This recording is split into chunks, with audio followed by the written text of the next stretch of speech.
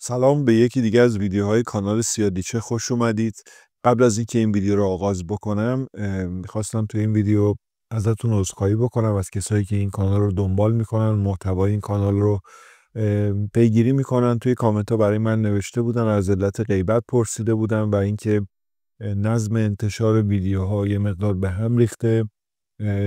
به این مسائل واقفم. متاسفانه توی یکی دو ماه گذشته به دلیل مسائل مختلف و مشکلات در واقع امکاناتی که برای دوربین من مثلا ایجاد شده بود، برای میکروفون ایجاد شده بود و مسائل از این دست، متاسفانه امکان ضبط ویدیو برام مهیا نبود و یه مقدار این نظم انتشار به هم ریخت.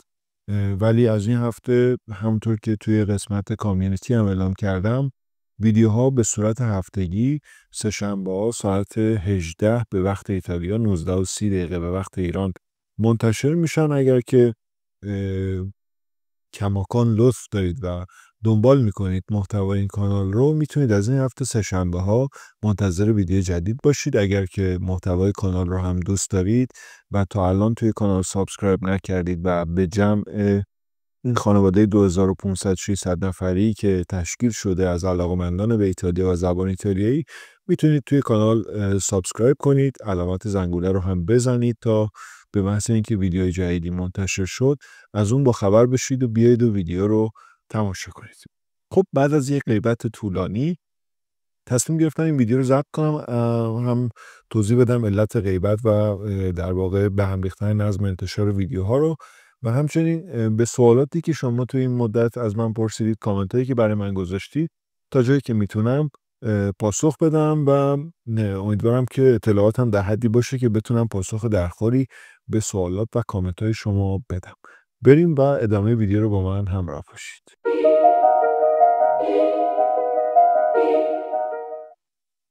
خب من از خود در واقع یوتیوب استودیو کمک میگیرم.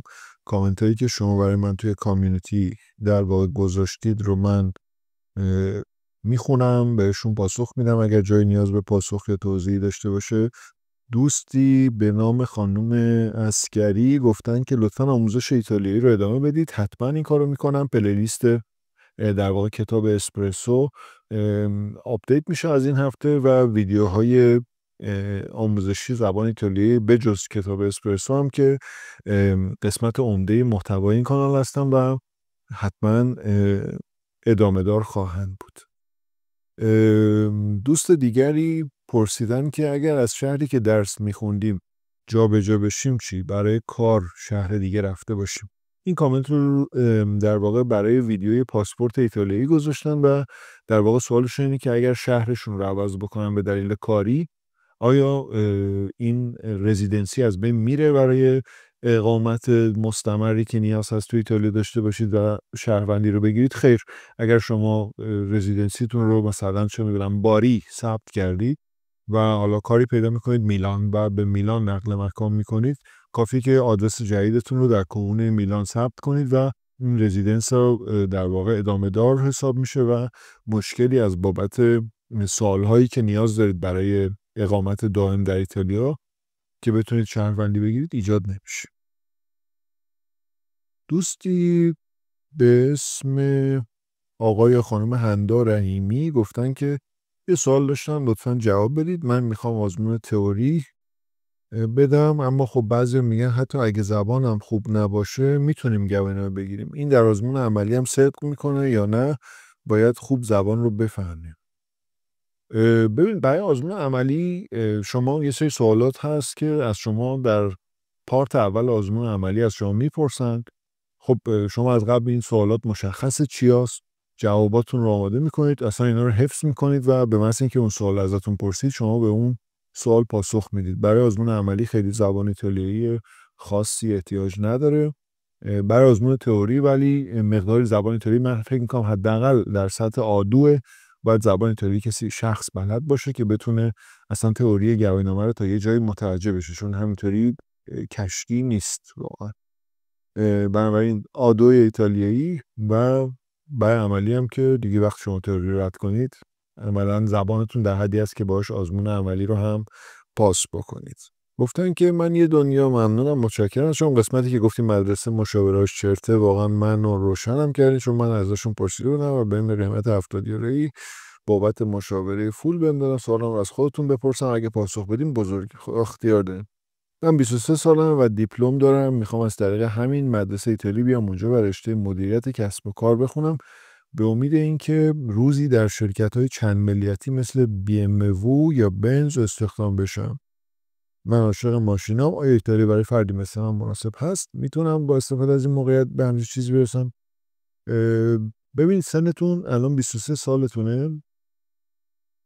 شما حداقل 2 سال باید زبان ایتالی مدرسه ایتالی برید تا 25 سالگی مثلا بیاید ایتالیا لیسانستون رو شروع کنید. حداقل 3 یا بهترین حالت 4 سال اینا شما تمام میکنید. 29 سالتونه، نیاز به فوق لیسانس دارید، اونم 2-3 سال طول میکشه. یعنی شما عملا بالای 30 میشید و هیچ چیزی نشد نداره. یعنی شما میتونید در واقع تو هر شرکتی که دلتون بخواید اقدام بکنید و امکانش هست. در ایتالیا هم صنعت خودروسازی هم تو که میدونید خب خیلی یکی از صنعت‌های مهم کشور ایتالیا است. من براتون امیدوارم که این اتفاقی که دوست دارید بیفته. حتما اگر شما تلاش بکنید، اگر انگیزه داشته باشید، هیچ چیزی نشد نداره و حتما به خواستتون خواهید رسید. البته اینم بگم که این شرایطش سخته، همه چیز سخته، هیچ چیز آسونی وجود نداره. امکان موفقیت رو هم نمیشه از قبل پیش بینی کرد، ولی رقابت خیلی سنگینه. با افراد ایتالیایی باید شما رقابت بکنید. خب قاعدتا اولویت رو به اونا میدن مگر اینکه شما خیلی متخصص زبردستی باشید که بخوان شما رو بگیرن. ولی خب میگم باز نشد نداره، ولی رویا فروشی هم نکنید. ویدیویی من ساخته بودم راجع به یادگیری زبان ایتالی در 6 گام اساسی، کارهایی که باید شما بکنید. حالا اگر اون ویدیو رو هم ندیدید من لینکش رو این بالا میذارم که اون ویدیو رو ببینید.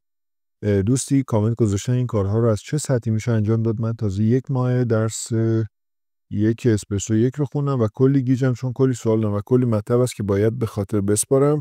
زبان عجیبیه، به خصوص فعلاش، هرچند اسمها و صفتها هم عجیب به نظر میرسه. شما کلا همه چیز براتون عجیبه.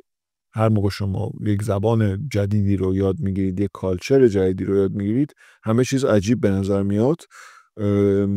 این در واقع مواجهه شما با زبان خارجی ابتدا باید قاعدتا با انگلیسی، با زبان انگلیسی اتفاق افتاده باشه و این عجیب بودنه اینقدر نباید براتون زیاد باشه مگر اینکه شما اصلا انگلیسی بلد نباشید.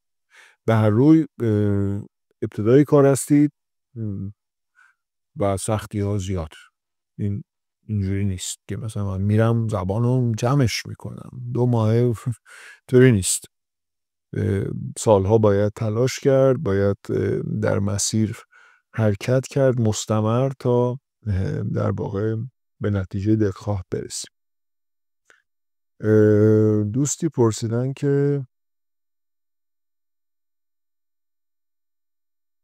امیدوارم کامنت من رو ببینید و بخونید. امیدوارم ادامه کتاب 1 و تمام نکاتی که احساس میکنید نیاز به مباحث مفصلی دارن رو هم آموزش بدید، چون کاملا مشخص شما دانش خوب و اینا. بله ازتون خواهش میکنم انگیزه آموزشتون از دست خیر. من به هیچ عنوان انگیزه آموزش خودم رو از دست ندادم. حتما این کار رو ادامه خواهیم داد و امیدوارم که دیگه توش وقفه نیفته. ممنونم از توجهتون، ممنونم از در واقع پیام پرمهرتون. حتما این کار رو هم دنبال خواهیم کرد. سلام، برای ایتالیایی به فارسی چه دیکشنری پیشنهاد میدید؟ خیلی از دیکشنری ایتالیایی به فارسی راستش در زندگی خودم استفاده نکردم. این اگه بگم من این استفاده کردم این خیلی خوب بوده دروغ گفتم. سالها پیش استادی داشتم در مدرسه ایتالیا، آقای حباسلی، دیکشنری طراحی کرده از انگلیسی به فارسی و فارسی به انگلیسی. منتها این ایتالیایی به فارسی و فارسی به ایتالیایی. منتها فکر میکنم برای مباحث تجاری تخصصی این کارو کرده بودن. دیکشنری خوبی بود. من تا اون جایی که یادم از نگاهی، چون نسخه از اون کتاب رو منم هدیه داده بودن. کتاب خوبی بود، ولی دیکشنری فارسی به ایتالیایی و ایتالیایی به فارسی جنرال چیزی الان در خاطرم نیست که بهتون معرفی بکنم، متاسفم.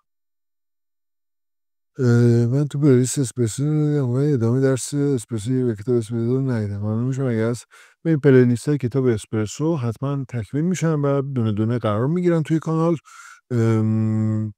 قاعدتا کار ساده ای نیست، آموزششون، ادیتشون، قرار دادنشون و همه این اتفاقاتی که در این کانال میفته به صورت وان من شو اتفاق میفته. همه رو خودم انجام میدم و خب به مقدار وقتگیره. امیدوارم که صبوری و شکیبایی به خرج برید تا من ویدیوها رو بتونم آپدیت بکنم.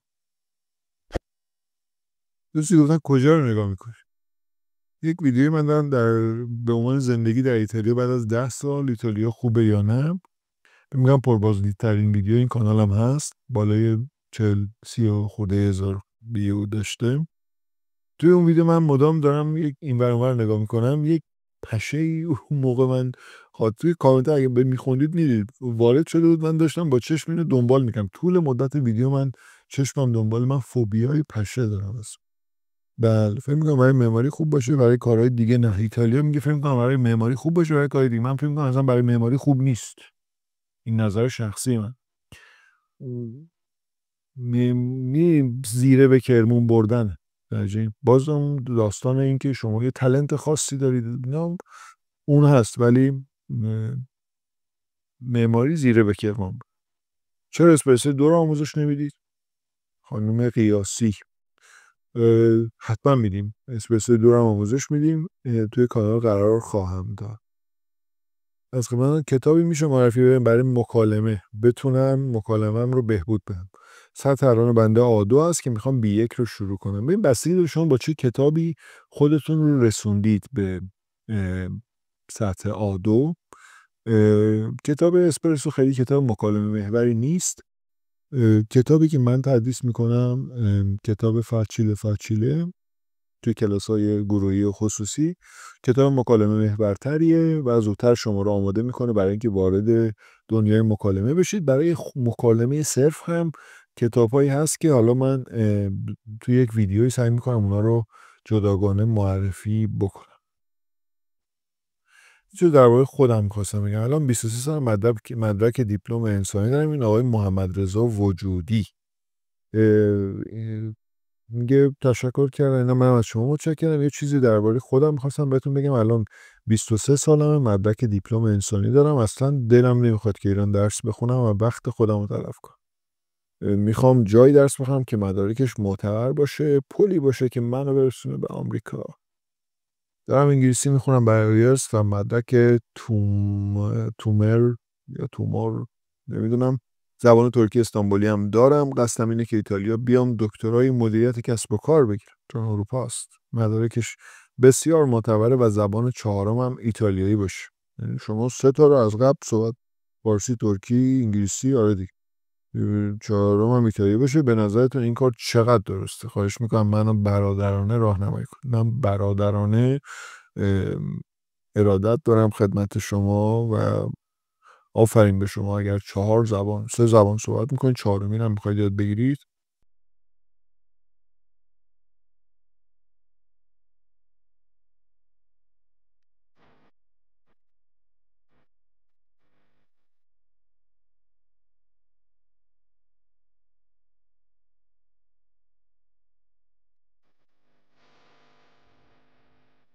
به مقصد این اگه امکان نداره براتون که از ابتدا به ساکن برید آمریکا، خب قاعدتا به آدم چیز میکنه، میگه برم حالا ایتالیا، بعد برم آلمان، از اونجا برم.